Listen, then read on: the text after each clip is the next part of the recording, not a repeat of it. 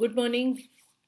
This is the next video about your preparation for the finals based on the essay questions. I'm still with the Tempest, and as you can see from my screen, I'm going to deal with the character of Prospero. Yes, and here I've put a question which is divided into three parts, five each. So Prospero is undoubtedly the protagonist of the play in varying roles. So the compassionate father, if you see this picture, it is dealing with the heart. The master magician with his hands and creating that magic. Yes, abracadabra. Yes, and of course the hard task master, you have this long stick. But of course you can see one thing, that the magic is intertwined in his role in hard task master. So probably these two can overlap, but you have to be careful. Now, you might ask that what happens if you get one long question? Yeah, you might get assess the character of Prospero in context of the play. So how are you going to judge him? You're going to judge him in these three categories: as a father, as a magician, and as a master. So what you prepare now, you put it together into three different paragraphs with an introduction and a conclusion. You have your 15-mark answer in totality, right? That's why I have broken it up, so it makes it easier for you to know how you should avoid overlapping, right? Now when you're writing an introduction, make it simple, 4 to 5 sentences. Please do not write about Shakespeare. You can write William Shakespeare's protagonist, Prospero. Yes, he is the designer, he is the manipulator, he is the cynosure, without whom there is no drama. He is central figure. When the play opens, we have the Tempest, but we know that Prospero is the hand behind it. As we move forward, we have the the officers and the people aboard the ship scattered on different parts of the island. Who has instrumented this? It is Prospero. We have Ariel dressed up as a harpy to create horror in the minds of the survivors. Who has designed this? It is Prospero. And then finally, we have um, everybody coming together and the realization that no harm is done, and it is linked to an event of the past. You know that it is Prospero who is there. So you could begin in that way, or you could begin straight from the question itself. You could say that yes, without Prospero, the tempest does not happen. Yes, he is a father figure who brings comfort into the life of his daughter. Yes, he is a magician without whom the wrongs of the past could not have been righted. And he's also a master who knows how to control and get the best out of the slaves that he has under him. Simple, 4 or 5 lines. And then you move on to the question. Or I've given you another. I mean, you could bring with a suitable quote. If you do a lot of critical analysis and reading, you could get a good quote from the text, or you could have a quote by Wilson Knight or Harold Bloom or John Dryden. They've written an immense lot on Shakespeare. So you could choose a quote that they have put about Prospero, begin with that, but always address the question. Remember, don't your introduction should always address the question and key points in it, right? So you have 4 to 5 sentences introduction, and then you move to his role as a compassionate father. So compassionate father is where his relationship with Miranda comes in. When you bring in the past, when he tells Miranda about the past, how because of the cruel act of his brother, they had to come to the island when she was just 3, and he looked after her well-being, education, assuring her future is why the tempest has unfolded. He has created the tempest because he wants his daughter to have a future that she deserves. Thou was that did preserve me, thou didst smile infused with a fortitude from heaven, raised in me an underwing stomach to bear up against what should ensue. So he survived the shipwreck. He survived the pain of being usurped only because of his daughter. Miranda kept him alive. So remember, you can't just keep writing, yes, he did this, he did that. You have to justify it with a suitable quote as evidence, right? He's a good father, he's a kind father, he's a forgiving father, he's a lovable father. No. How? So the evidence, the fact, and the court needs to be there, right? Ferdinand was brought onto the island only to secure Miranda's future. So glad of this day as they cannot be, who was surprised withal, but my rejoicing as nothing can be more.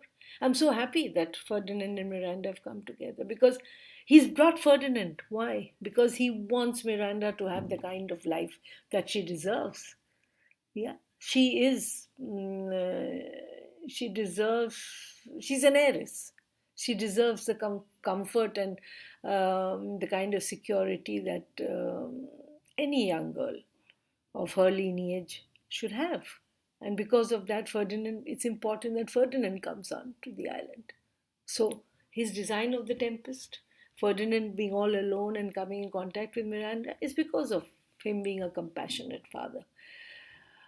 The play has happened because of a loving father's desire to regain the lost glory for his daughter. I can begin with this. Yeah.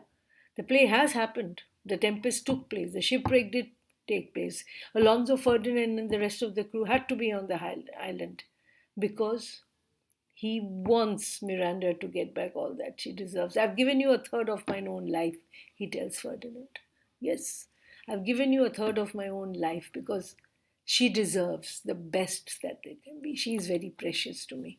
And this preciousness shows the loving father's entire being, yes. A compassionate father leads on to be forgiving and kind at the end when the play is done. So, if there is no compassion in this man, Prospero, you cannot have the ending of the play as it happens. He forgives, and there is kindness. Yes, there is the thought of revenge flow is thrown out of the window. Yes, but to achieve all this, he had to resort to the special powers. Yes, and we move from here to the world of magic. I'm showing you the transition. Your last sentence should be you're moving into the world of magic. Then the next paragraph. Yes, the next paragraph is when you are dealing with the master magician, right? So you see, I want need transitions to be made. Don't suddenly move on to next paragraph. Yes, have a little line for the transition, right? And master magician, very simple. If by your art, my dearest father, have put the wild waters in this roar, allay them. From Act 1, Scene 2, what Miranda says, we immediately get to know that Prospero is the magician because the daughter knows that her father has the powers to create the storm that he has in which the ship has sunk. Yes. So, and he also has the powers to allay the suffering. Yes. So the tempest, three things. I've kept three important symbols of him being a master magician. One is the tempest itself. The second is thunder and lightning. Enter Ariel like a harpy, clasps his wings upon the table, and with a quaint device the banquet vanishes. This is the in the beginning of the Act 3, Scene 3. You will find these lines. So I have used a quote for each one of them to introduce the master magician Prospero. So you talk about what he's done with the harpy and how he's created this entire illusion of the banquet, and then the disappearing of the banquet, and then Ariel appearing as the harpy, to which is the symbol of absolutely stormy revelations that will which will bring despair in the hearts of those who are guilty. And that's what you want, you men of sin, right? And that's created by Prospero. The disappearance of the banquet, the appearance, disappearance, the other spirits coming in, and finally Harpy. That's the second. And third, again, Prospero tells Ariel to bring forth his subordinates over whom he has given over whom he has given Ariel the power, right? And the reason is, what is the reason? For I must bestow upon the eyes of this young couple some vanity of mine art. It is my promise. So for the first time and the only time in the play, the vanity of my art is what Prospero says. The vanity. He's proud about his art of magic. So please, it's a very important line to quote when you're talking about Prospero as a magician. So you can begin with this, and then you can talk about how he creates those goddesses of fertility, abundance, to come and bestow divine blessings on the young couple. Because it is my promise to them, they have to see my art. Yes, they have to acknowledge my magic. So in the first example of the Tempest, it is destruction, and all the important people are brought on to the shore where they need be. The second act of him as a magician is where the realization of why these people like Alonso, Gonzalo, Antonio, Sebastian, Ferdinand are on the island, because of what the crime they had committed in the past done. And the third example of him as a master magician is one probably of an open display of his magical powers. And there is goodness here, there are blessings here, there is a softness here. Okay, so the three aspects of him as a magician will come about it. Yes, and and it is my promise. So Ariel is in his powers. Yes, and it is through Ariel, again the transition, that we move on as a hard taskmaster. Yes. uh, I've made it slightly longer. You could made many points. You could just bring it down to whatever is sensible. The defining attitude of control, which is evident from the very beginning in his relation to Ariel. Dost thou forget from what torment did I free thee? That question, do you forget? I mean, that control is evident from the beginning in his relation, though he's very cordial towards Ariel. The tasks that he extracts out of Ariel for the freedom that he granted when he first came to the island. There's hardly any respite for Ariel as he moves from what are the different things does he does. Yes, does he have any respite through the play? No, Prospero keeps dictating to him what he needs to do, causing the tempest, burning, sinking the ship, dispersing the folks aboard the ship on different parts of the island, leading Caliban, Stefan, and Trinculo from a barren part of the island. Then they're brought to the mantle, they are drenched, they become useless. Then to awaking Gonzalo in the nick of time to avoid the killing of Alonso by the evil Antonio Sebastian. Then finally leading the safe mariners to the shore and creating favorable winds for the ship to sail. 4 hours the play runs, Ariel does everything under the complete command of a hard taskmaster that is Prospero. Yes. He does not give Ariel any respite. The minute he comes and he talks about freedom, what does Prospero say? Dost thou forget for what torment did I free thee? Have you forgotten your past? Get back to work. So he moves on from one to the other to the other. So the series of work that Ariel does, example of Prospero being a hard taskmaster. Then you move on to Caliban, for whom also Prospero is a hard taskmaster. In Act 1, Scene 2, fetch us in fuel and be quick, thou art best to answer the business. Shuggest thou malice? If thou neglectest or dost unwillingly what I command, I'll rack thee with old crams, fill all thy bones with ache. Do what I command you. And what is Caliban doing? The contrast here. Ariel does all the task of which will bring back what he has lost in the past. So they're very acts that deal with the magical powers of Prospero. So that's why I put it before, because we're moving from magic to the hard taskmaster.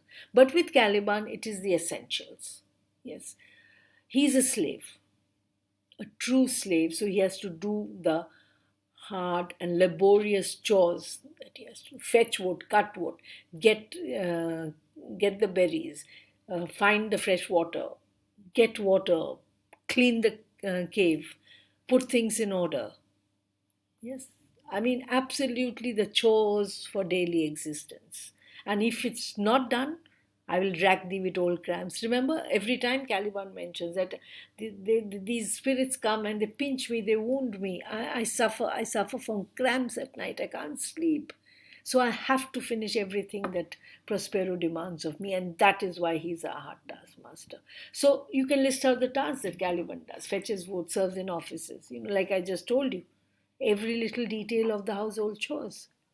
That also proves that he's the hard taskmaster that Prospero is, right? You have to have a concluding statement, like you have the introduction and you have the concluding sentence. Prospero is perhaps the Superman, controlling every facet of the play. Probably he's Shakespeare himself. Don't, please, don't.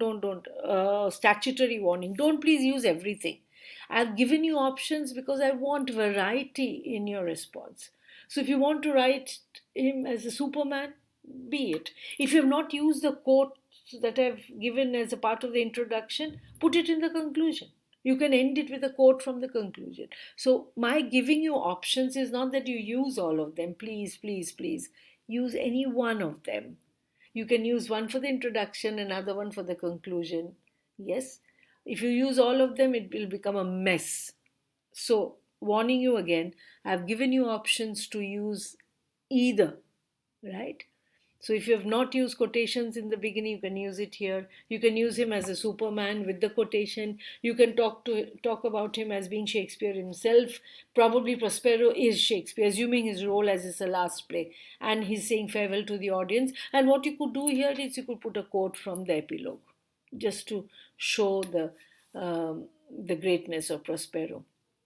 Yes, and or you could say it would have been fitting if Shakespeare had called the play Prospero's Tale, yes, rather than The Tempest, yes, because it is Prospero from the beginning till the end who runs amok through the drama to set right the wrongs that have been done to him and his daughter in the past. That could be a concluding sentence. So here is your 15 mark on Prospero, the character. I have done another one, which is a scene based, which is briefly but vividly describe. It's so funny. That's an ISC question, briefly but vividly. I mean, can we do it? It's an oxymoron.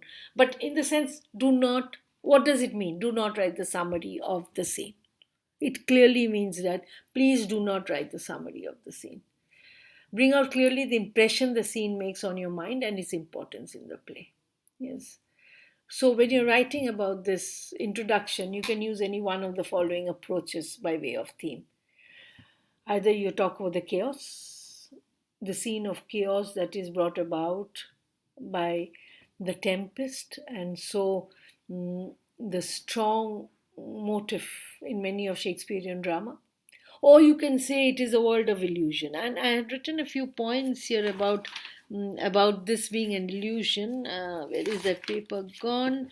Yes, because I've written that illusion is the central and the recurring theme, and illusion lies at the very base of the real world and the world of theatre, and one of the prime manifestation of illusion is the opening scene of The Tempest. Theatre is an illusion, right?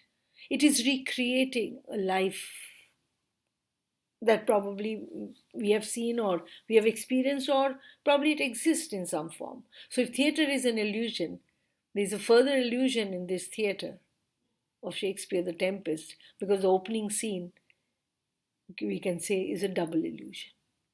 Right? You can bring in the theme of illusion. The title of the play in the opening scene alone, you can say that the play is called The Tempest, and the tempest occurs only in the opening scene. So the importance, only in the opening scene, so the importance of the tempest cannot be negated. Yes. There's always an argument that why wasn't it called Shakespeare's Revenge? The point to be noted here is if there wasn't the tempest, not just in the world of nature, but in the world of men, justice would not have been done. Yes. So we are not calling the tempest only of the chaos which is in nature, but chaos that is also in human heart. That could be your introduction.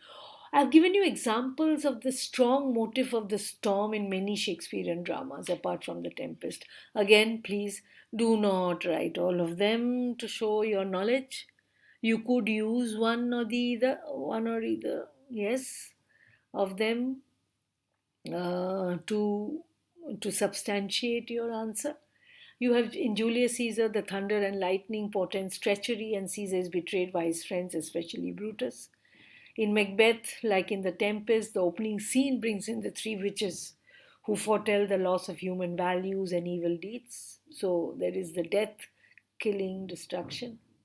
In King Lear, you have the storm with its fury and anguish, which portrays the betrayal in the life of a father by his daughter. So the storm it stands for filial ingratitude and cruelty of the daughters. So the motive of the storm is very strong. So you could use chaos in nature, you could use the title of the play, you could use illusion, or you could refer to another play by Shakespeare where the storm is central and write about it.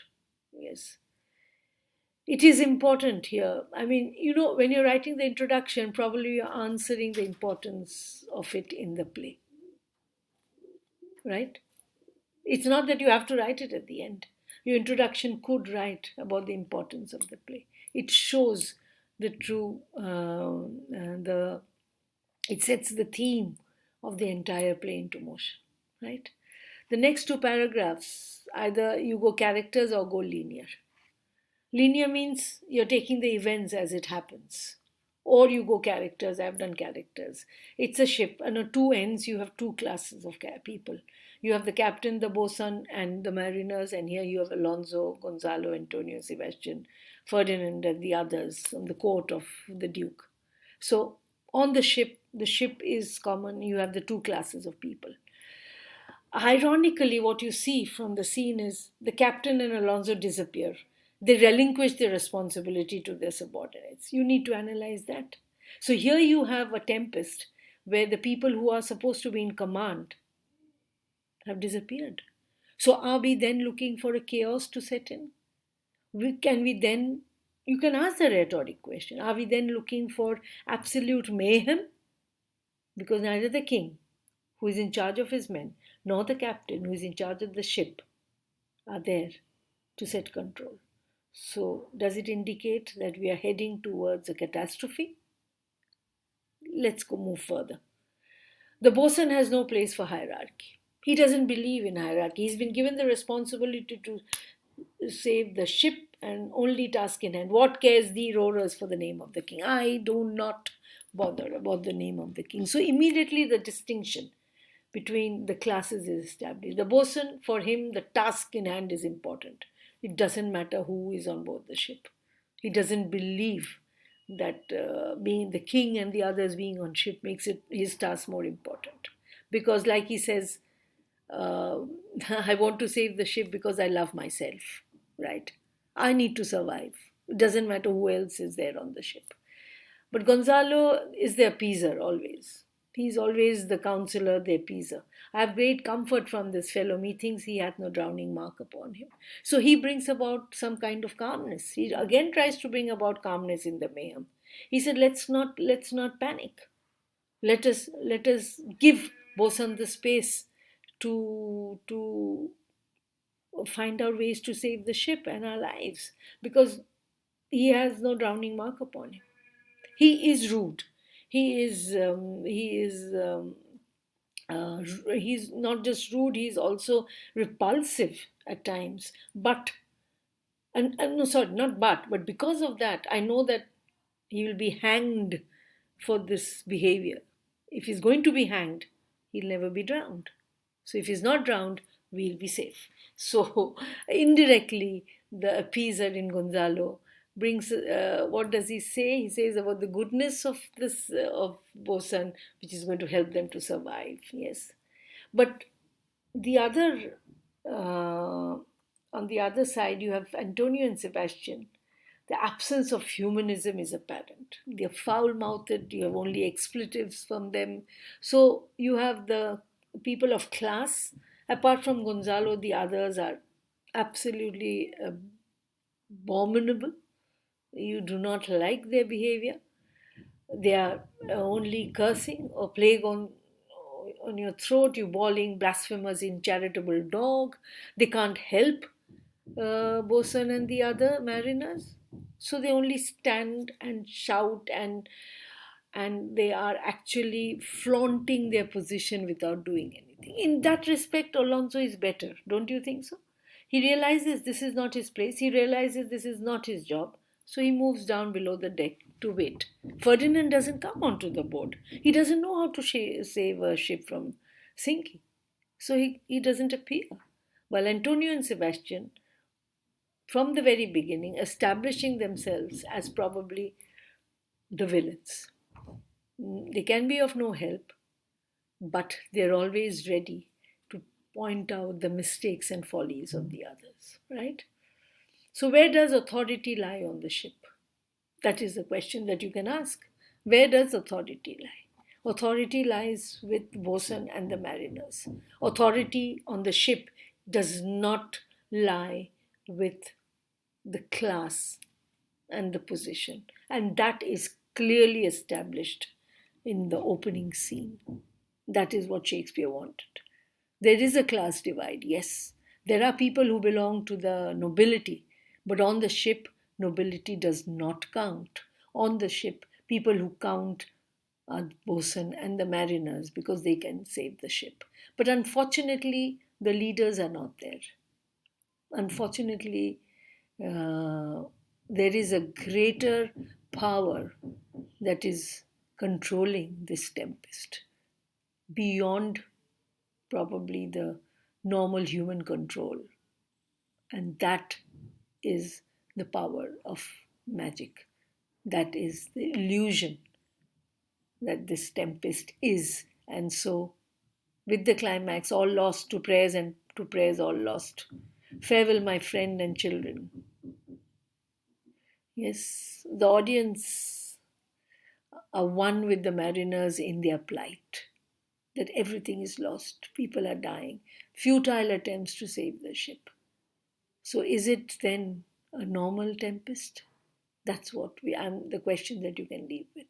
But the importance of this tempest is that it establishes very clearly the two classes of the people on the ship, and how there is a clear divide between those in authority on the ship and those in authority born nobility, right? So disruption, I can talk about the importance in another way. There's disruption in nature and disruption in the lives of those on board. The tempest, so named as Shakespeare drives home the truth. Upheavals brings to the fore true human traits. When things go wrong, the reality of people comes to the fore. When you're faced with a crisis, your true human nature comes to the fore. And nature lays open the human heart with all its vagaries. Yes. So it's an apt metaphor for the turbulence to follow. Probably that is the importance again, for the turbulence to follow. We also hope for the calmness after the storm. Yes. So not only will there be turbulence, not only will there be conflict in the play, not only will there be confrontation, not only will there be attempts to disrupt lives, but after the storm there is always a calmness. Yes, the storm will have to subside, even if it is with the sinking of the ship. It has to end. So probably when the storm ends, there will be a suitable ending to this, which is believed to be the last drama penned by Shakespeare. Yes. So I've given you options. Please do not try to use all of them, because it will not work. Your answer will become chaotic. Choose judiciously, write your answers. If you want me to go through them when you write it, you're most welcome to mail them to me. You know my email ID, ssgacademic07@gmail.com. You can write your answers, mail them to me. I shall definitely go through them, give my feedback, and you'll be ready for your exams. Till next time, when I come back with maybe I'll do something different. If you all have any specific, I've given you lots of questions. Is to go through each and every question, I don't think I'll be doing justice then to the other sections of the course. So what I'll do is I'll take a break from literature. I've got a lot of requests from many of you to do some work on question 2 of language and some rules about comprehension and grammar, which I'm going to do next week. So, break from literature, move on to language next week, and come back to poetry and prose. How does that sound? Good? Great. Enjoy. Till then, stay safe, go on with your work, eat healthy, and sleep well. Bye.